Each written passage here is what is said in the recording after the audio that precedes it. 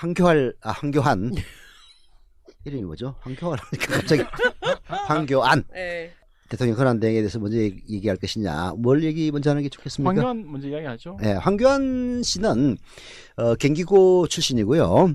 그리고 성대법대를 나왔습니다. 성대법대에서 석사까지 받았죠. 그리고 1957년 4월 15일생입니다.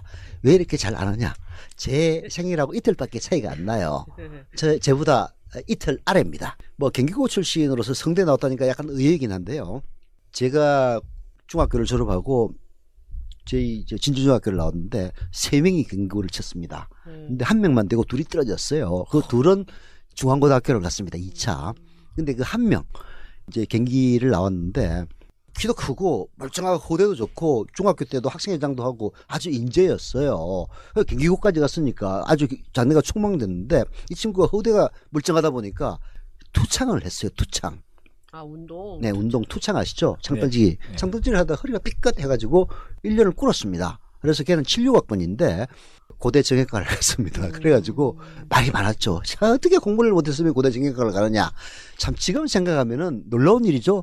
근데 그때 당시 경기고등학교는요 600명이 졸업을 했는데 400명에서 500명, 500명까지는 안 갔는데 한 450명 사이로 서울대를 들어갔습니다. 그리고 나머지 다 연고대 갔어요. 거의 한 뭐 10명에서 20명 안팎만 중앙대, 한양대 이런 데를 가던 그런 무시무시한 학교입니다. 그 참고로 말씀드리면 성균관대 법대는 네. 연고대하고 거의 비슷해요. 아, 물론 지금이야 그렇지만 그 시절에는 그 시절 옛날부터 그랬어요. 아, 근데 후기 성대는 좀 유명하긴 했어. 네. 후기. 예, 뭐 그때는 후기였으니까. 여하튼 뭐 이제 그 자학을 밖에서 들어갔다 뭐 이런 얘기도 있고 뭐 그렇다고 성대법대가 뭐 어디 나쁜 학교도 아니고. 그럼요. 근데 이제 그때 당시 경기 나오면은 450등 안에만 들면은 서울대를 다 가던 이제 그런 시절이었는데 좀 신기하다 이런 얘기를 듣는데 어떻든 학력 소개는 이제 건도를 했고. 그러면 저기 진주중학교에서 경기고를 쳤다가 떨어져가지고 중앙고를 나왔던 분 둘 중에 한 명이 서 대표님이십니까? 예. 잘하셨네. 그리고 우리 서 대표님은 그래서 서울대를 가신 거고요. 그렇죠. 그리고 그 나머지 한 명 중앙고를 나온 친구도 서울대를 갔습니다. 그러니까요. 아니 저는 뭐 투창하다가 다친 친구가 황교안인 줄 알았어요. 아무 관계 없는 이야기를 좀 여기 해가지고. 네, 그 얘기를 왜 했냐면은, 예. 이게 450등 밖으로 나가야 연고대를 갈 정도였다. 그러니 성대를 갔으면은 뭐 공부를 쓱 잘한 건 아니다. 그리고 또 그와 관련된 얘기들도 정치권에서는 좀 나오고 있습니다. 그래서 이제 검사할 때도 그렇게 뛰어난 저기는 아니었다 그러더라고요. 근데 이제 황교안을 우리가 얘기를 꺼내는 이유는 대통령 권한 대행을 하면은 과거 노무현 대통령 때처럼 고건희가 그랬듯이 이 몸을 낮추지 않을까 이렇게 이제 다들 예측을 했거든요. 그런데 뭐 일종의 광폭 행보다라는 얘기가 나올 정도로 이런저런 이제 그 행보를 보이는 것이 심상치가 않다. 이런 얘기가 이제 나오기 때문에 그러는 거죠. 지가 대통령인 줄 안다 뭐 이런. 한번 해임됐다가 네. 복권하는 사람이잖아요. 그렇죠. 해임 문자를 받았다가 정말 관운이 타고난 사람 같아. 관운이 타고난 사람이야. 그러니까 지금 이제 우리 청취자분들이 오해할 것 같아서 지금은 합의 총리라든가 이런 건 완전히 무효예요. 이제는 하고 싶어도 할 수 없는 상황이잖아요. 대통령이 임명해야 되는데 대통령이 이제 직무정지가 됐어요. 직무정지가 됐으니까. 그래서 황교안 입장에서는 뭔가 좀 견제 세력이 있어야 되는데 자신을 견제할 수 있는 거는 탄핵밖에 없잖아요. 그렇죠. 근데 탄핵을 할 리도 없고, 그러니까 와 이제 등 쫙 펴고 이제 붙인 거죠. 참 웃기지 않아요? 이제 탄핵이 짧으면 한 달이라 그러고 네. 길면 두세 달이라 그러는데 그 사이를 이렇게 최대한 잘 누리겠다라고 이렇게 생각을 하고 이제 지극히 새누리스러운. 아니 그러니까 분이시지. 참 뭐랄까 내가 그 자리에 있다고 그러면 저런 식으로는 확실히 안 할 것 같은데. 근데 저기 3개월 최대 3개월이라고 그러는데 3개월 아닙니다. 그게 박근혜의 탄핵이 그렇구나. 완성되면은 2달 더 합니다. 그렇죠. 그렇지. 대선. 대선 관리해야 되니까. 그리고 이번에는 인수위가 없는 거죠. 그렇다면서요. 대선 끝나면 바로 가잖아요.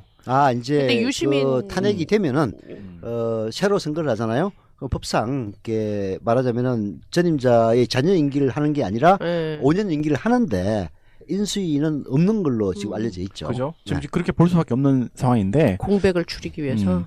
황교안 이분이 뭐 이분에 대해서 이제 사람 인생 자체가 전혀 새누리고 그리고 여기에 공범이고 뭐 그런 것 때문에 이제 좀 사실 다 깔아보죠. 깔아보는데 그런 이야기는 떠돌아요. 여의도 정가에서 친박에서 만약에 반기문이 새누리당으로 들어오지 않으면 밀 수 있는 사람은 황교안밖에 없다.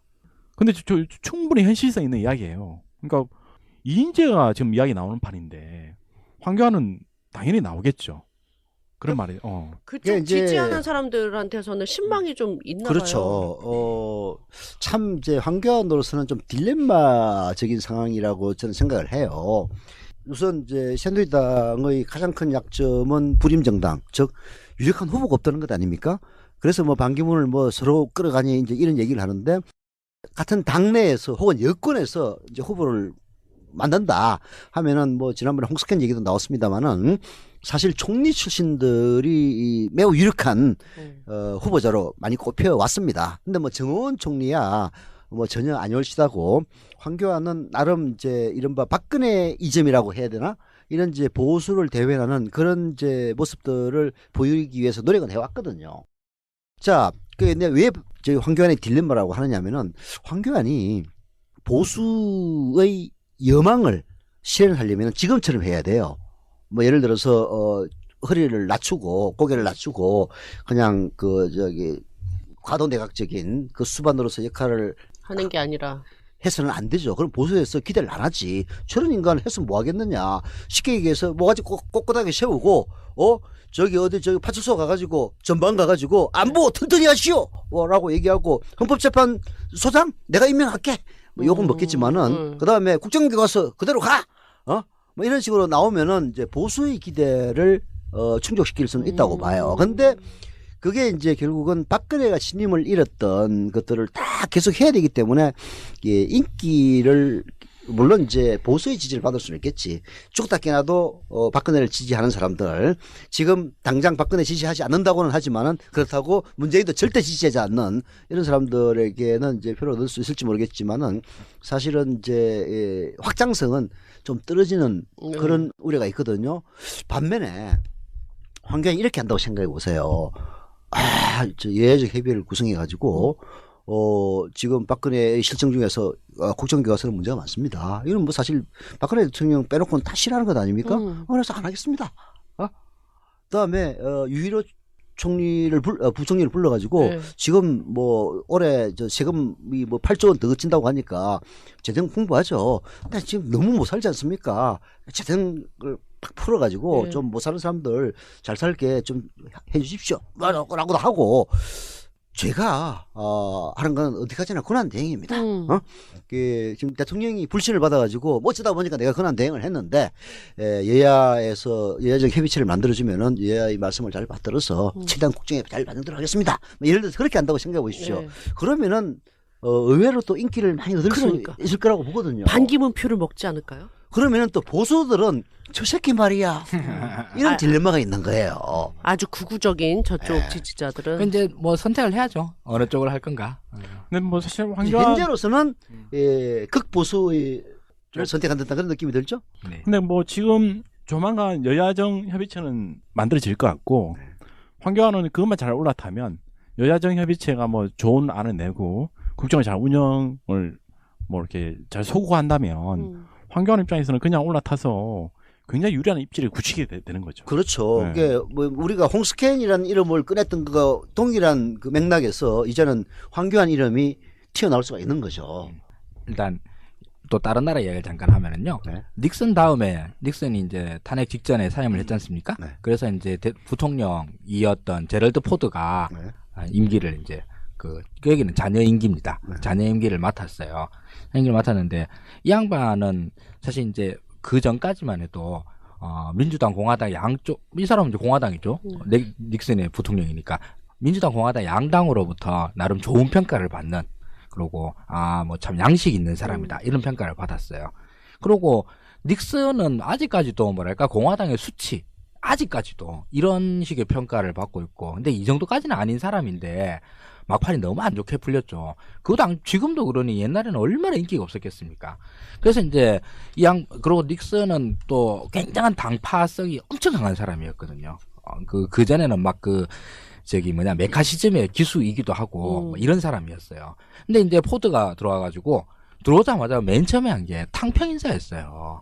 탕평 인사라 가지고 맨 처음에 의회 내 흑인 의원들 백악관에 불러가지고 만찬하고 그러고 자기가 임명할 수 있는 사람들에서 민주당 쪽에서도 당연히 저 사람 괜찮다 할 만한 사람 임명을 하고 이렇게 해서 딱 30일 동안 엄청나게 인기를 모아요. 닉슨의 후임임에도 닉슨이 임명한 부통령이었음에도 불구하고 그래서 이제 닉슨 때는 뭐 지지율이라고 할 것도 없이 그냥 바닥이었는데 이 사람이 거의 뭐 지지율이 몇 프로였더라? 한 70%까지 올라가요. 아니 그게 이제 포드의 전성기였어요. 근데 32일째 되는 날 포드가 닉슨을 사면을 해요. 마지막 막판 사면을 하지. 막판 사면이 아니라 임기 초예요. 임기 초에나? 임기 초에 해버려요. 아니 그거는 이제 포드가 닉슨의 자녀 임기를 하고 예, 자녀 임기인데 이제 그래도 한 2년 정도 남았거든요. 네. 2년 정도 남았는데 딱 한 달 동안 이렇게 포용 정책을 해서 엄청나게 인기를 끌었는데 이제 포드가 닉슨을 한 건 나중에 이제 미국 정치인들로부터 많은 좋은 평가를 많이 받아요. 그런 식으로 정리를 하긴 해야 된다 이러는데 이건 이제 우리나라에 직접 대입하기는 좀 무리가 많은 거고 그거랑 다른 거니까. 근데 이전까지 포드가 그렇게 인기를 얻을 수 있었던 것은 닉슨의 그림자를 그동안 계속 지운 거예요, 자기가. 그렇죠. 이렇게 하면 안 된다, 미국 사회가. 이렇게 하면서 지워가지고 인기를 얻은 것까지는, 닉슨이 매우 독선적인 인물이었거든. 그러니까요. 근데 포드는 전혀 그렇지 않은 인물이다. 이렇게 된 거고. 근데 이제 그 이후로 포드가 이제 자기의 정치적 결단으로 닉슨을 사면하고 난 다음부터 바로 그 다음날 나온 게 포드를 감옥으로 막 이런 거가 나오고 그런. 근데 포드가 나중에 재선하지 않나? 재선 실패해요. 실패합니까? 재선에 실패하고. 그러면 역사상 최단명 대통령이네. 그렇죠. 2년 반만 하고 그랬으니까. 네, 여기서 이야기의 포인트는 그전 70%의 지지를 받았다는 게 중요하네요. 그러니까 황교안도 어떻게 포용 정책을 하면은 그렇죠. 어떻게 포용보다 이제 반박근혜 단죄는 단죄대로 그렇지. 하고 예. 이 박근혜에 대한 박근혜 그리고 부역자 최순실 부역자는 단죄는 하되 또 여러 가지 지금 야당이 요구하는 것들을 포용하면서 알아서 정책을 펴면 국민의 지지를 빠르게 회복할 수도 있다는 거죠. 그렇죠. 네. 그러니까 황교안에게는 이제 사실상 기회가 주어진 거라고 볼 수 있고 새누리당 입장에서도 하도 인물이 없으니까 바깥에 반기문이 솔직히 누굽니까? 노무현 대통령이 유엔 사무총장 만든 사람 아닙니까? 반기문 스스로도 인연이 있다면 노무현 대통령 있지라는 얘기가 나올 정도니까 이게 새누리당으로서 자존심이 매우 상하겠지. 이 반기문 후보론 자체가 네. 뭐 걔들이야 일단 직권이 최우선이니까 뭐 자존심은 별로 문제가 안 되겠지만은 그러나 황교안이 그런 식으로 얻을 수만 있다면은 황교안으로 또 무게중심이 쏠리는 것은 아주 순식간에 질 수도 있는 일이에요. 그죠. 만약에 저한테 딱 두 명의 보기만 제시하고 목에 칼을 들이대고 찍으라고 하면 황교안이냐 반기문이냐 저는 황교안 찍을 것 같아요.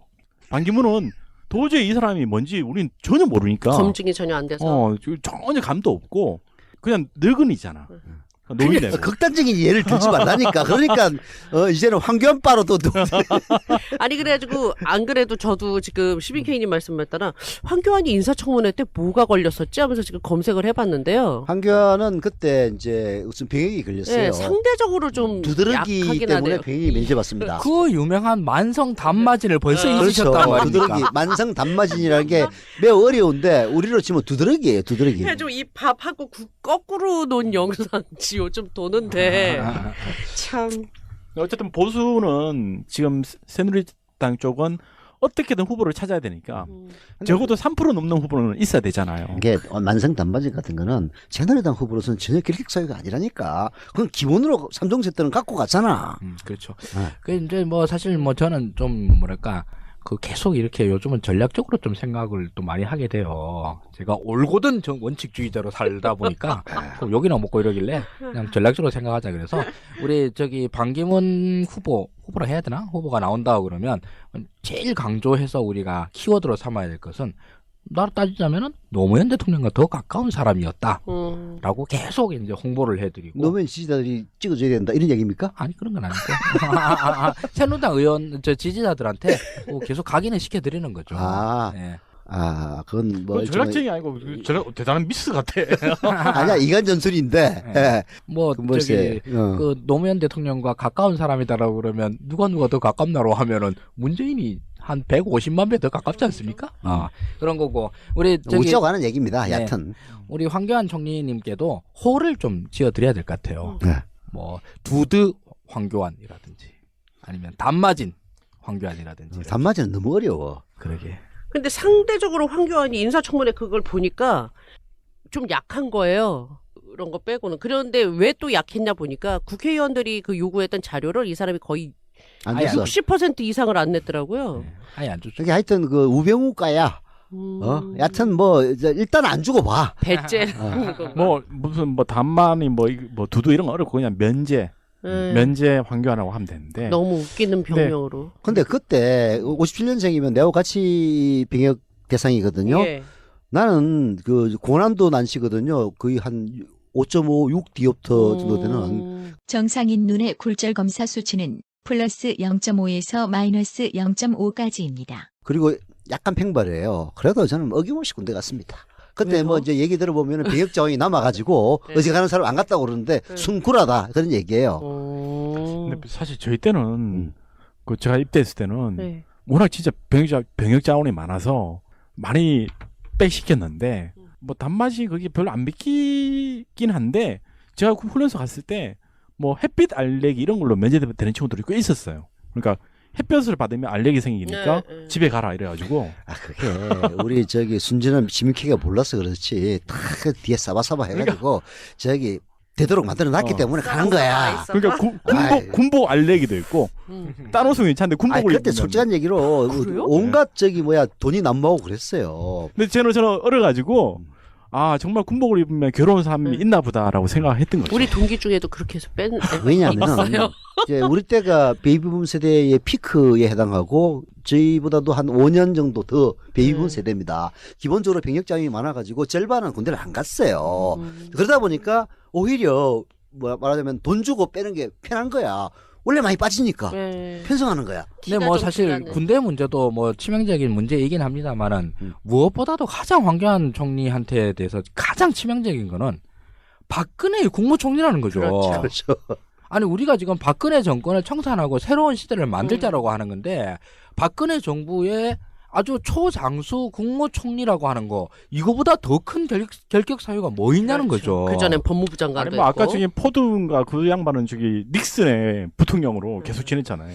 아니 그래서 정말 머리를 쓴다면 이 사람이 꿈이 있다면 박근혜의 그 색깔을 지우는 걸로 열심히 하면 되는데. 네, 그럼 아니, 그거는 일일지 모르지만 미국은 헌법이 저기 탄핵 당하고 나면 사고 거리가 있으면 부통령 하라고 만들어 놓은 거니까 포드가 대통령이 네. 된 거고. 아 근데 인기를 얻기 위해서는 저기 지웠잖아. 네, 그렇긴 한데 그 뭐 부통령은 알다시피 미국 부통령은 어떤 정책 실권이 거의 없는 그렇죠. 이거는 그야말로 땜빵용입니다. 네. 만약에 내가 보수를 지지하고 새누리당을 지지하는 사람이면 반기문은 솔직히 나이도 너무 많죠? 이 사람 아직 검증도 안 됐죠? 이 사람 분명 검증하려고 나오면 성완종 건 막 줄줄이 나올 거란 말이죠. 그때도 겨우겨우 막 눌러 담았잖아요. 근데 이 황교안이라는 사람은 일단 행정 능력은 지금 검증을 받은 거고 인사청문회 내용도 아주 그렇게 크게 물론 자료를 안 받았으니까 모르지만 있고 이 사람 와이프가 복음성가 가수래요. 어디? 보금선가? 예, 뭐 꽤 유명한가 봐요. 그쪽에서는 뭐 최재형이라나 그런다고 그러면 기독교계 왁 붙을 거 아니에요? 그러면 아 이쪽이 더 유리한 카드일 수도 있겠는데 이런 생각 들더라고요. 그렇죠. 이제 잠재력에서 보면은 뭐 황교안만 그렇겠습니까? 그런 사람들이 이제 새누리 주변에 많이 있죠. 근데 이제 기회를 낚아챘다 이런 측면에서 보면 이제 황교안은 사실은 권한 대행을 하면서 기회를 이제 잡은 거라고 볼 수가 있는데 지금 하는 것들을 보면은 이제 그렇게 희망적인 건 아니에요. 그렇죠. 근데 아까 뭐 이 저기 사람 꿈 없나 봐요. 자질 중에 그 병역 면제는 면탈인지 면제인지 그런 자신의 권력을 이용해서 친지나 네. 자식을 면탈시키면 어마어마한 뭐 씻을 수 없는 타격이지만 본인이 면제받은 거는 전 별로 그거는 문제 안 된다고 봐요. 아니 이제 그건 문제가 모르잖아요. 뭐 다. 저기 안 되지 않겠지. 근데 그게 결국은 의미 없어요. 그건. 옛날 그 저기 이해창을 낙마시켰던 아들 병역 면제 정도는 네. 이제 아니다. 뭐 그런 취지로 얘기한 것 같은데 뭐 여러 가지 약점 중에 하나로 그러면 되겠죠. 근데 이제 중요한 거는 결국은 보수가 지지할 만한 후보냐. 네. 아, 그 부분이 중요하고 이제 대통령이 되기 위해서는 확장성을 갖고 있어야 되는데 확장성이라는 측면에서 아까 얘기했다시피 포드의 전례를 이제 따라야 된다. 황교안이 진짜로 대권 꿈이 있다면은 아니면은 대권 꿈은 없더라도 진짜 자기가 박근혜에 의해서 총리가 임명됐지만은 이런 비상한 시국에 책임 있게 국정을 운영하겠다라는 취지에서 여야정 협의회를 적극적으로 활용을 하고 지금 박근혜가 망쳐놨던 여러 가지 부분들을 바로 잡아주고 이제 그렇게 되면은 상당히 많은 지지를 얻을 수 있는 잠재력을 갖고 있다. 그 부분은 이제 평가가 일치하는 거죠. 다만 이제 그런 식으로 가겠느냐? 그게 이제 일련의 행보들이 전혀 아니올시다. 그게 나 좀 이해가 안 가는 대목이에요. 가령 이제 국정교과서는 고난 대행이 이준식 부총리한테 야 그거 취소시켜라고 할 수 있는 관계인가요? 그래서 모르겠어요. 이게 이준식이 아니 보류시킬 수는 있지. 이준식이 계속 고집 있게 가는 건지 영혼 없는 공무원처럼 아니면 황교안의 의지인 건지는 판단하기 힘드네요. 아니 이제 그런 한 for example 이런 이제 뭐 불가능한 일을 하라고 할 수는 없는 거죠. 그러나 이제 그 한 사례로 이제 들은 건데 실제로 가능할지 그거야 뭐 내가 저기 모르지. 근데 지금 많은 사람들이 그 불만을 갖고 있는 대목들 특히 국민들도 고개를 갸우뚱하는 그렇죠. 이제 그런 부분들이 있단 말이에요. 상징성 있는 건 그런 것들은 아이 뭐 내가 지금 저 박근혜 대통령이라면 당연히 오케이를 했겠지만은 내가 그런 내용으로서 이런 부분은 그 국민들 간에도 많은 이론이 있으니까 다음 대통령에 넘기기 위해서 이건 일단 보류하겠다라는 라든지 그건 이제 하나의 그 사건에 대한 대응일 뿐이고 전문적인 국정 운영 태도가 박근혜는 불통 때문에 지금 여기까지 욕을 먹은 거 아니에요. 그래서 여야정과 잘 소통하면서 야당이 주장하는 맞는 얘기도 적극적으로 수용을 하고 또 나름대로 보수의 가치를 지킬 수 있는 것은 고집도 부려가고 뭐 그런 식으로 이제 한다면은 황교안은 자기에게 주어진 기회를 잘 이제 말하자면은 활용한다 이렇게 평가할 수가 있는 건데 지금 하는 행동들은 영 반대로 가는 게 아닌가. 일단 바로미터는 저기 국정교과서가 되겠죠. 네. 거기서 어떻게 판단하고 하는가 이거 보고 일단 추이를 봐야 될 것 같습니다. 사드 취소한다고 하면 지지를 해주죠. 근데 뭐 이 사람 되자마자 그 일성한 거 보니까 불법 막말로. 시위온다. 예. 그냥 그리고 뭐 북세력이 어쩌고 저쩌고. 아니 이제 그거는 원래 그 저기 고난 대행이 되면은 안보 문제를 제일 먼저 세계 고건도 그랬어. 근데 이제 그 저기 우리 황교안처럼 그렇게 그러니까 노골적인 언어가, 워딩을 표현이. 구사하지는 않았지만은 국민들이 뽑은 대통령이 이 거리 상태에 놓인 거 아니에요. 이거를 북한이 혹시라도 활용할지 모르니까 경계 강화를 하라. 이건 할 수 있는 얘기지. 근데 그게 말이 구체적으로 보면은 예. 군이 뭐 앞장서서 뭔가를 해라는 부추기는 예. 듯한 그런 뉘앙스가 있는 보안검사 발언이라든지 티가 딱 나와. 저는 진짜 바로미터는 음. 여야정 협의체와의 관계 어떻게 관계를 가져갈 것인가. 지금은 그게 중요하다고 이제 봅니다. 황교안 총리가 말을 안 하고 있어요. 왜 이제 말을 안 한 건 조금 이해는 가. 그 야3당에서는 여당 빼고 하자. 뭐 일리는 있는 얘기지. 이정현이 저번에 조건인데 예. 쟤 넣고 할 수는 없지 않느냐. 다음에 여당의 비대위원장이 나오면은 그 사람을 넣어서 한다는 건 있을 수가 있지만은 지금 야당 입장에서는 그렇게 박근혜를 극옹호했던 이정현을 넣고 예정 협의를 할 수는 없는 거란 말이에요. 그래서 이제 여당을 빼놓으니까 황교안으로서는 쉽게 오케이 하기는 어려운 측면이 있긴 있어요. 뭐 새누리당도 128명이나 되는 국회의원이 존재하는 당인데 사실은 제 1당 아닙니까? 과반이 안 돼서 그런 거지.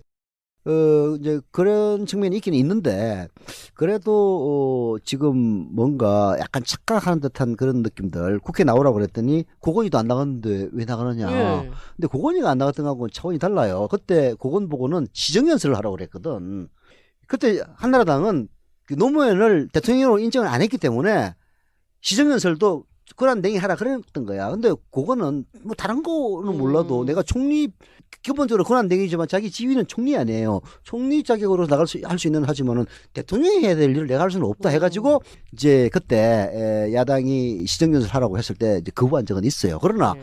지금 저기 야3당이 황교안 보고 나오라고 그런 거는 대통령이 해야 될 일 때문에 나오라는 건 아니거든요. 그 자기 지위는 총리니까 총리에게 물어보겠다는 그런 이제 취지로 나오라는 건데 그걸 가지고 뻗대고 이런 것들을 보면은 참 황교안도 정치인 자질은 전혀 전무한 그런 인간이 아닌가 하는 느낌이 듭니다. 저기 정치인들 우습게 보고 이런 경우들이 많은데 그리고 나름 황교안의 강점 중 하나가 뭐 때묻지 않은 정치인으로 때묻지 않고 행정가로 살아온 이력 뭐 이런 걸 얘기를 하더라고요.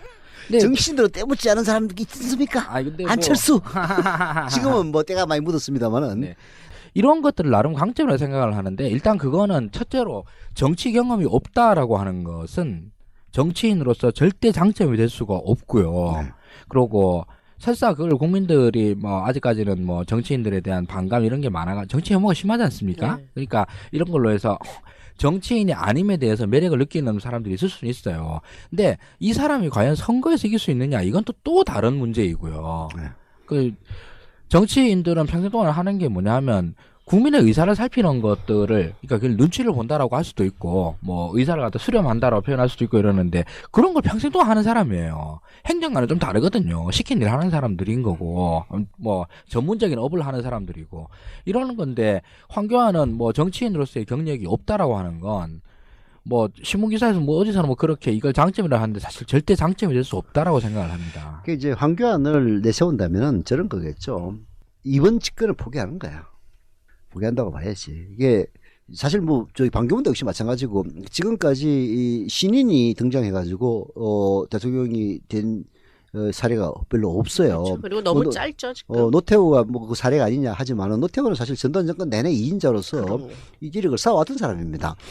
그래서 이제 반기문도 그렇고 황교안도 그렇고 사실 누구를 내세우든지 정권을 정치하기가 쉬운 환경은 아니죠. 그래서 이제 보수에서는 황교안을 내세우는 이유 중에 하나는 다음을 바라본다고 치더라도 황교안이 낫다. 황교안은 59세입니다. 만으로는 59세예요. 5년 후에 64세입니다. 대통령 하기에는 딱 맞는 나이대예요. 그러나 반기문은 지금 나이가 너무 많아. 그래서 반기문으로 져버리면 그 다음에 없는 거야. 이런 점들도 이른바 보수 원로라는 사람들이 황교안을 내심 좀 잘해줬으면 좋겠다라면서 미는 이유가 아닐까 하는 그런 느낌이 듭니다. 황교안에 대한 얘기는 이 정도로 맺고요. 황교안은 뭐 지금으로서는 뭐 별 중요한 인물은 아니에요. 메리트가 없죠. 다만 이제 가능성 측면에서 우리가 이제 살펴본 거고 또 여야정 협의체를 잘 운영하면은 좋은 기회를 맞을 수도 있다. 그걸 보면 된다. 시민케이 지적처럼 이제 두고 봅시다.